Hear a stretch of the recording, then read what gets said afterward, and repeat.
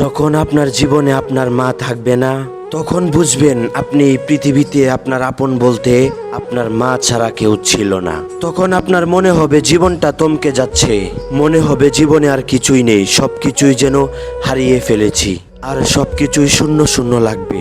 সবাইকে দেখবেন কেমন জানি পরিবর্তন হয়ে যাচ্ছে, আপনার সাথে এমন ব্যবহার করবে আর আপনার মনে হবে তারা যেন আপনার চেনা পরিচিত কেউ না। যারা আপনার এতদিন আপন ছিল তারাও আপনাকে চিনতে পারছে না। খুব একা একা লাগবে নিজেকে, আর মনে হবে এই দুনিয়ার মধ্যে সব থেকে অসহায় ব্যক্তি আপনি। তখন মনে হবে এতদিন যাদেরকে আমি আপন মনে করতাম তারা সত্যি আমার আপন ছিল না। আপনার মনে হবে হ্যাঁ, আমার আল্লাহ ছাড়া আপন বলতে কেউ নেই। তিনি আমার প্রিয় রব, যিনি আমাকে নিঃস্বার্থভাবে ভালোবাসেন। তিনি কখনো আমায় ভুলে যাননি।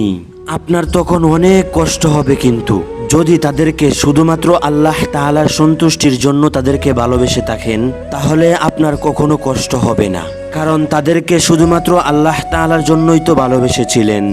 আর যারা আল্লাহ তাআলার জন্যই মানুষকে ভালোবাসে তারা কষ্টের মধ্যেও আনন্দ খুঁজে পায়, কারণ দুঃখ কষ্ট সবকিছু শুধুমাত্র আল্লাহ তাআলার জন্যই। আর যারা কষ্টকে আল্লাহ তাআলার জন্য আপন মনে করে, আল্লাহ তাআলা তাদেরকে ছায়া তলে স্থান দান করেন।